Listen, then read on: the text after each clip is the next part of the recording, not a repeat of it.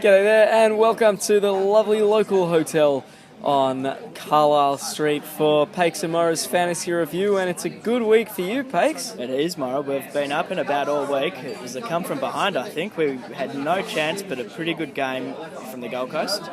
And Jordan Lewis as well, he put in. Love Jordan. And a little bit of a run-on from Freo at the end just got us the point somehow. It's good to have a win. It's always better than a loss. Good victory over Camel, which bodes well for myself having him this week. Obviously, I'll put a Mora at slant on a Payks win every day of the week. But Payks, who were the ones who stood up and got you over the line? Well, Lewis had a good game, as I just mentioned. But it was a real team effort. It was just consistent through and through. I haven't had a good look at we haven't done our review yet. We're just still on our Mad Monday spree. It is Wednesday night. So we'll have a good review of it maybe over the weekend, maybe tomorrow or Friday, just heading into the game against Eugene, which I could win. If I win, I win. If not, let's pick one. Yeah, well, it does look like you have a hand on pick one as it stands, but, a win over Eugene could put that in jeopardy. Without tanking, we will be trying our best to win that pick. Fair enough. Well, look, you are in the box seat as it stands. If you can pull off another Brandon Ellis-style late withdrawal from Eugene's team, though, you might be in danger of only getting pick 2. Hopefully there's a withdrawal from our team this week. Jonathan Brown being suspended does help. Yeah, that's true. Well, it was a good decision to challenge it, really. I thought giving yourself the 2 weeks without Jono Brown rather than the one. Maybe Jack Watts can get a start. Yeah, maybe. Who are Melbourne playing this week? Because they're playing Hawthorn, so Jack Watts, he will probably not do a thing. Well, it is time to get stuck into a particularly special episode of the Fantasy Review for this week with the impending mid-season draft coming up.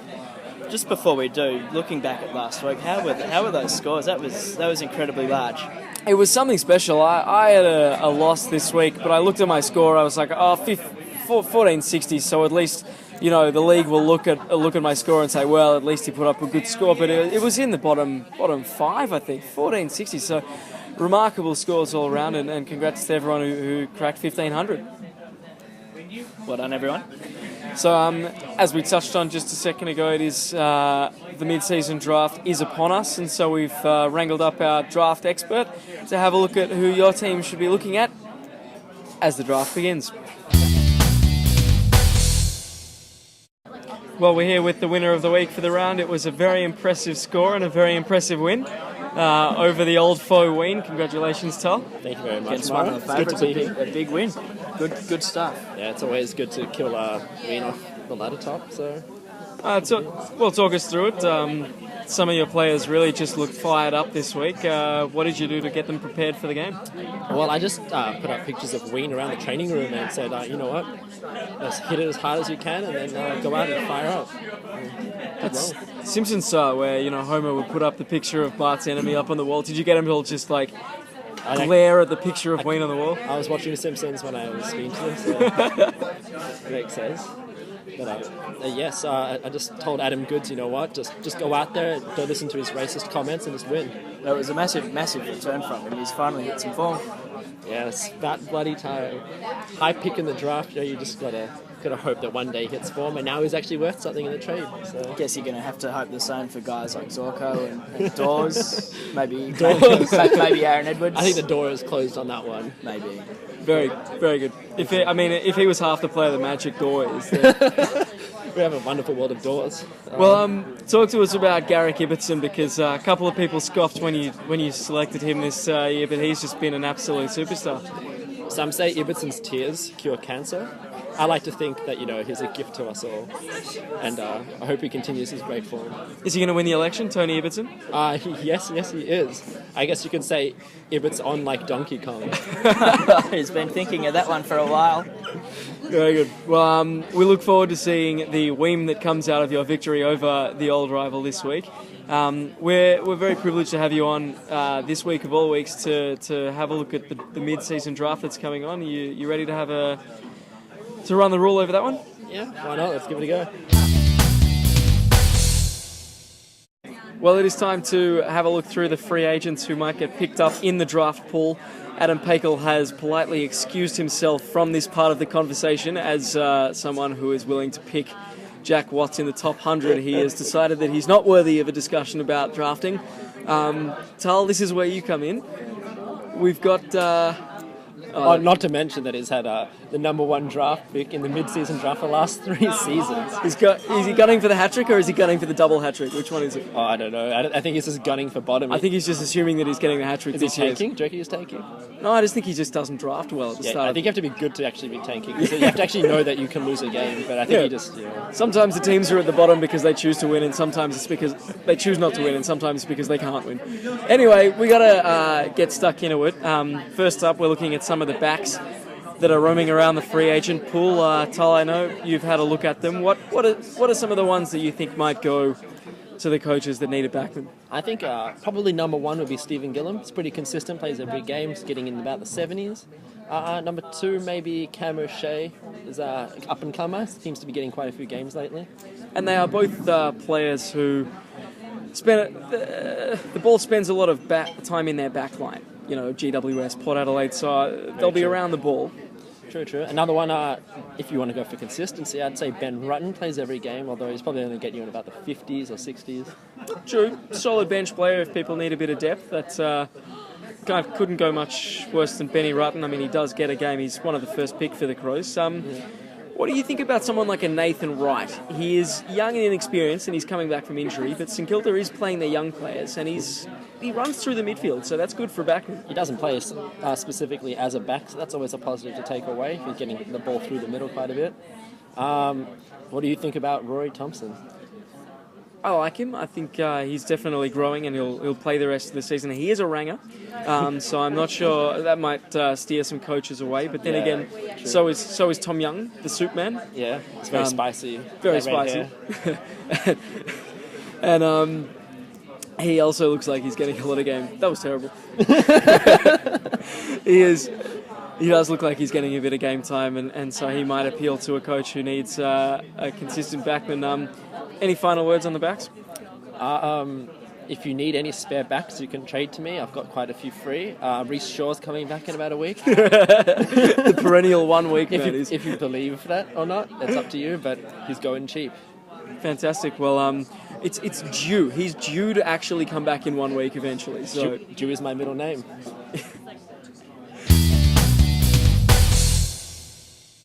Well, time to talk midfielders now. Tal, who do you see as some of the prime targets in the midfield? I don't think you can really go past Matt Jones. I think if Payks not going to pick Tom Lynch as number 1, it's going to be Matt Jones at number 2. Followed up by his Melbourne partner, Michael Evans. I had Michael Evans last year. He showed a bit of promise, but this year he's actually getting some game time. I think he's surprised a few people. Yeah, they've been very consistent together. They've generally tended to band together, work with each other, handball to each other. So it's as if they have each other in their own fantasy teams. They've been scoring very, very similar scores. I've just noticed this. This is interesting. Any others you can see? Or maybe North Melbourne's Aaron Mullett. It's been looking pretty decent lately. Him and also his counterpart in the forward line, Aaron Black, the two Aarons. So Aaron Mullett was a Monty for the first pick in the mid-season draft until he had a bit of a stumble. He got a little bit injured, and then also Tom Lynch emerged. But I reckon he'd be one to go pretty quickly. A bit of a smoky, I think Levy might go for Sam Dwyer. I think he's looking for a bit of a multi-positional player right now. He can't field most of the team at the moment, so... Sam Dwyer has been getting a game. He's been a fantastic story, and he does have that mid-forward dual position status. So, and he's white, so Eddie will probably give him a game.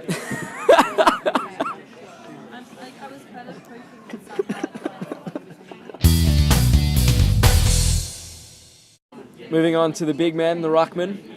There's not many that are particularly talented or that will score freely that are left in the free agency pool. Couple that we saw though, Sam Day being one of them. What do you see anyone going for Sam Day? Oh, I don't know. There's a few people after a ruck at the moment.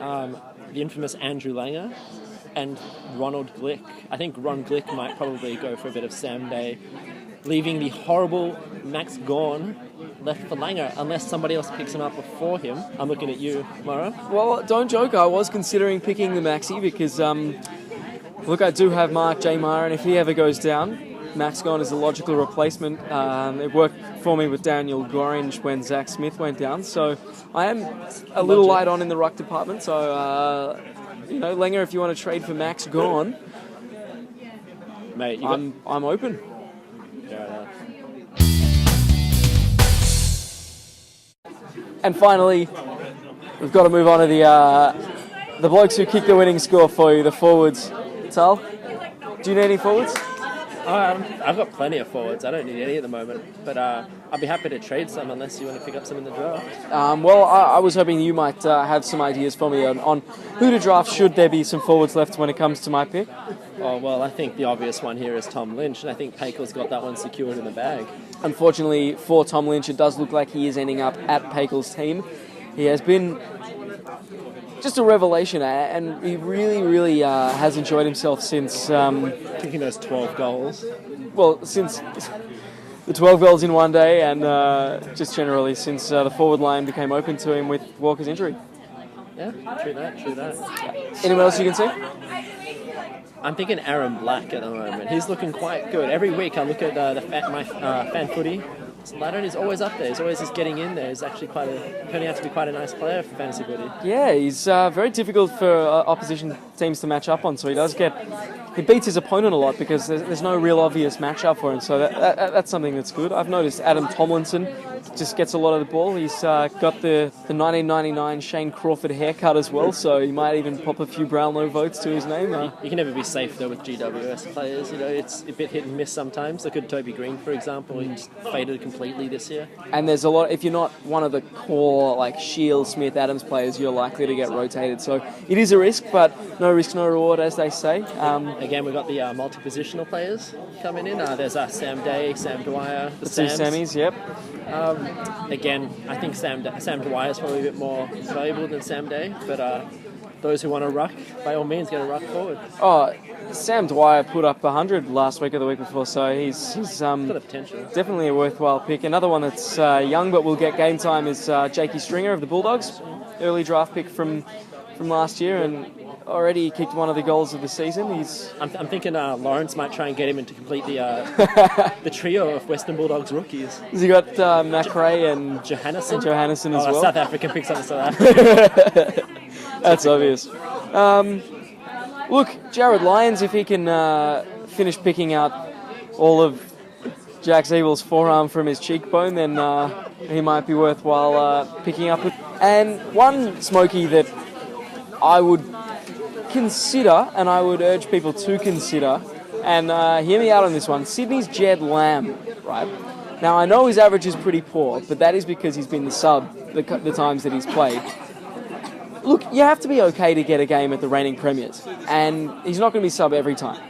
And if he gets to run through that midfield, I mean, they do win a lot of ball, and he'd be the fifth midfielder or sixth midfielder, so he's not getting a tag.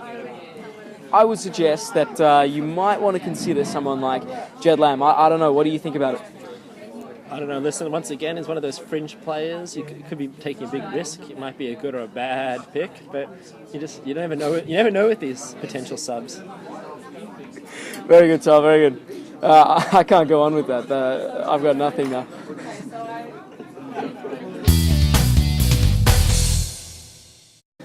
Well, there you have it.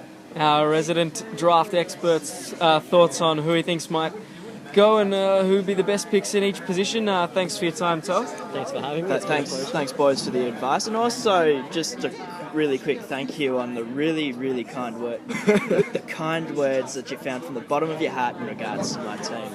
No worries, mate. No worries. All the best. Well, hopefully you'll have a week like Tull's this week. Tull, that was a sensational week and thoroughly deserving of the Winner of the Week award. Thank you very much for having me on here. Good luck for the rest of the year. You too. Good luck in the mid-season draft. Thanks very much. You're welcome.